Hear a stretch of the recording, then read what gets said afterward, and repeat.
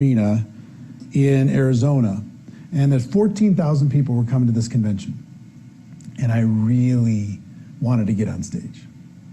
I really wanted to be part of the presentation somehow. And so joking, kind of half joking, in front of the CEO and the number one earner, I said, you know what? Number one earner here, you know, yeah, he's probably a better networker than I am, but I can do a better presentation than him anytime. At the convention, for example, oh, I could crush him. Just joke, haha.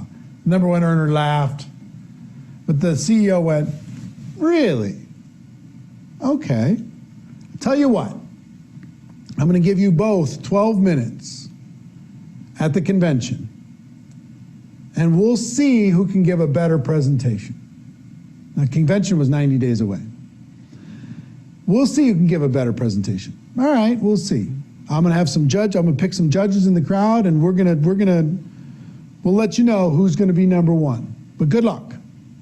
Now, the number one earner, he didn't feel like he had to prepare. He was number one. He's going to walk out, be number one. He's going to win. I decided this was a moment that I needed to work on. And I would encourage you to do the same thing. So I went to work. I listened to some of the greatest speeches ever. I watched what some people did when it came to storytelling, how they used quotes, how they used repetitive phrases. I listened to I Have a Dream. I listened to all different kinds of speeches from around the world. I bought books on quotes and speeches, and I started to write my speech out, and then I practiced, and then I'd write it again, and I'd practice, and I'd write it again, and I'd practice for 90 days, preparing for a moment. And what happened for me in that moment changed my entire life. Now I'm going to end by playing you. There's no video of this that I'm aware of. I don't believe there's any video exists of this actual speech, which is 27 years ago. Yeah, 27 years ago, okay? But there's an audio of that presentation. Several years back, people put some images onto the audio of that presentation. I want you to hear it, but before I go there, and that'll close out our session, and then we'll see you tomorrow. We'll be talking about follow-up questions and objections tomorrow. I want you to know, when that speech ended, my network marketing career changed. My team, their confidence in me went through the roof. They put people in rooms for me. They put people in front of me. They worked harder to get closer, to spend more time with me. Everything changed. So before I play that to close out today, I want you to know that you can use this to build your confidence. You can use this with your prospects, tell the story and do the thing, keep it duplicatable, and then you need to become the tool that your team leverages for all other prospects. Telling a story, opportunity, getting started, skills, and even keynote. You got to find a way to master this. And even if you're going to set a goal a year from today to be great at this, wouldn't it be great to be amazing a year from today? Where when your company is putting on it's setting its agenda for the next convention, or their online convention, or the next Zoom, that everybody's like, oh, please, please, please, can they get you on? Everybody's calling you all the time. Can you come on, please? Share your story one more time. Share your keynote one more time. Reach into the heart and soul one more time, please. What you're about to hear is that you're going to hear a much higher voice, because I was 29 years old. But listen to what preparation can do, and know, and kind of try to imagine what this speech did for my career and what a similar speech can do for yours, okay? That's it for me. Check out what we ended up calling a call to action, and I'll see you tomorrow.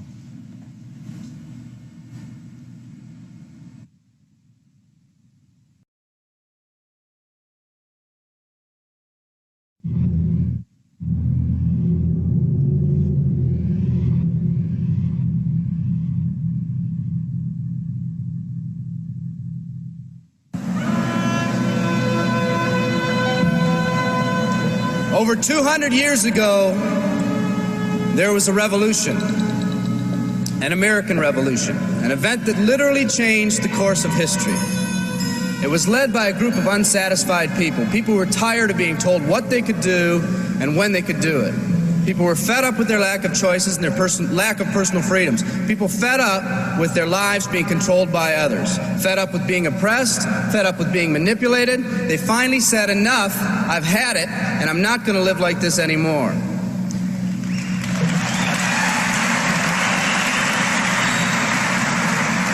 Our ancestors were people that took full responsibility for what happened to them. It was that spirit that ignited a country and formed what is now a giant in the free world. I have a question for you. Where's that spirit today? Right there. It's time for another revolution. Let me explain one of the laws of the universe. It's called the law of use, and it says simply this: whatever you don't use, you lose. Lack of use causes loss. Ambition unused declines. Faith unused decreases. If you don't use your skills, you lose your skills. If you don't use your freedom, you lose your freedom. Freedom does not come automatically. It's not attained and then handed down to us as an inheritance. It must be achieved each day. At the turn of the century, in the year 1900, less than 10% of us worked for other people or the government. Over 90% of us were self-employed. We were an independent people. In 1980, only 80 years later, over 90% of us worked for the other people or the government. Less than 10% of us were self-employed. We changed from an independent people to a dependent people. We'd slowly shifted from a people who took full responsibility for everything that happened to them to a people who've become talented and practiced at the art of blaming others for their problems.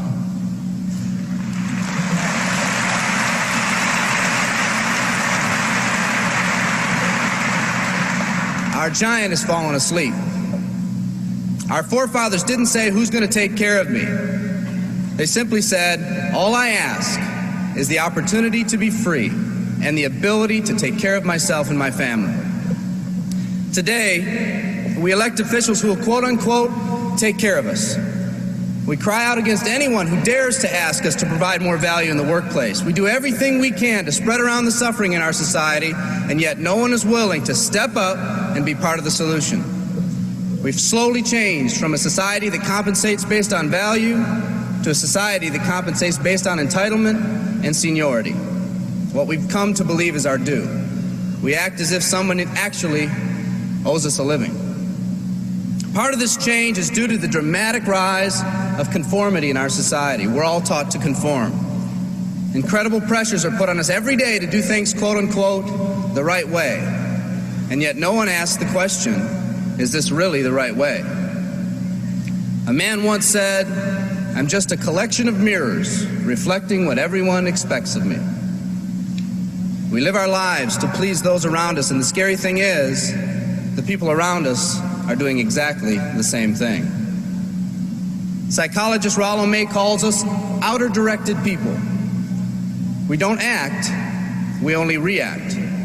We seek not to be outstanding, but to fit in. We're able to respond, but not to choose. Perhaps that's why a wise man once said, the mass of men lead lives of quiet desperation. In order to change, we need to become inner-directed people. People with our own purpose. People who are not easily swayed by the opinions of others. And that's difficult because from a very early age, we look to the opinions of others to orient ourselves and to validate our decisions and our actions. Nietzsche said, we need more strong people in this world because the weak, by their sheer mass, are forcing weak ideals and weak values on us all.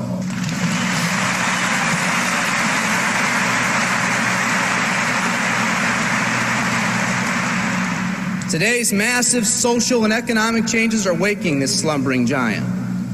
Some people may not be ready right now for the changes happening today in today's society. It doesn't matter if they're ready or not. An old proverb says, if a man wants his dreams to come true, he must first wake up.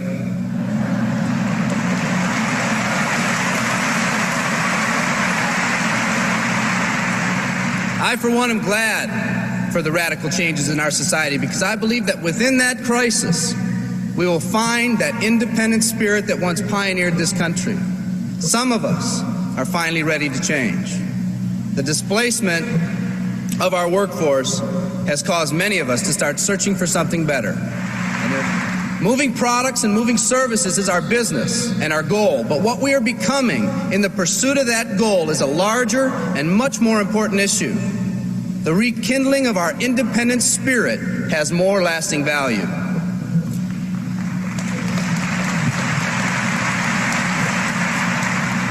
There's no more noble a business than the business that encourages the development of people. Every living organism has one and only one central need in life: to fulfill its own potentialities. The acorn becomes an oak, the puppy becomes a dog, and that's all that's required of the oak and the dog. But the human being's task in fulfilling his or her nature is much more difficult. The reason is, unlike any other living creature on this planet, you've been given the dignity of choice. You'll not grow like a tree. You'll grow only as you plan and choose to grow. When a person chooses to live, two things happen. First, assuming responsibility for themselves takes on a whole new meaning. They accept responsibility not as something they've been saddled with, but as something they themselves have chosen. The second thing that happens is that discipline from the outside is replaced by self-discipline. They accept discipline not because it's commanded, because they themselves have chosen what they want to do with their lives. Just like when the disenfranchised men and women over 200 years ago got fed up and said, "I'm not going to live like this one more day," there's another revolution coming. It's coming not just from Americans, but from people all over the world.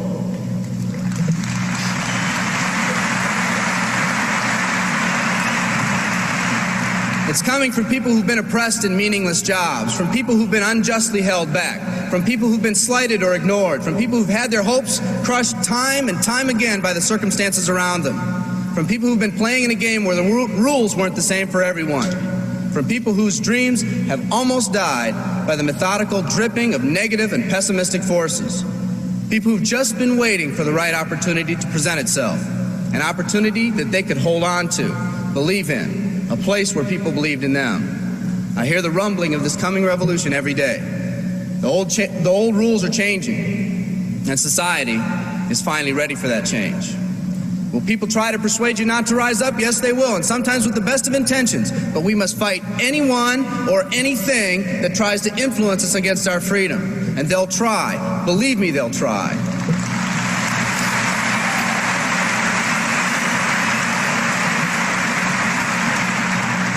They'll try to suggest you off course, to nudge you off course, to distract you off course.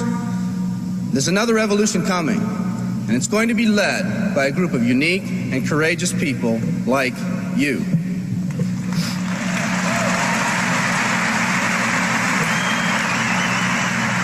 People who've had it with the way things are. People who've picked out their mountain in life and said, "I'm going to the top." And if someone tells you you can't climb mountains, you don't have any experience. You tell them, "I'm going to the top."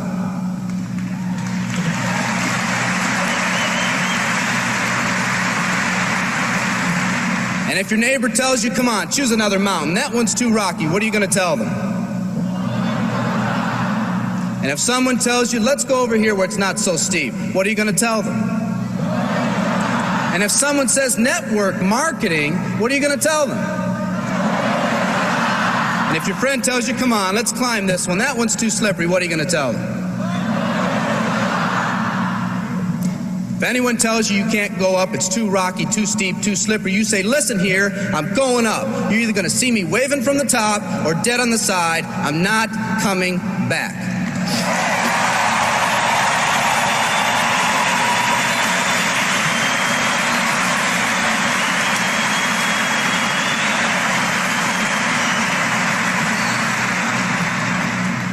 There's something about the do-or-die attitude. It's almost like when someone has a do-or-die attitude, time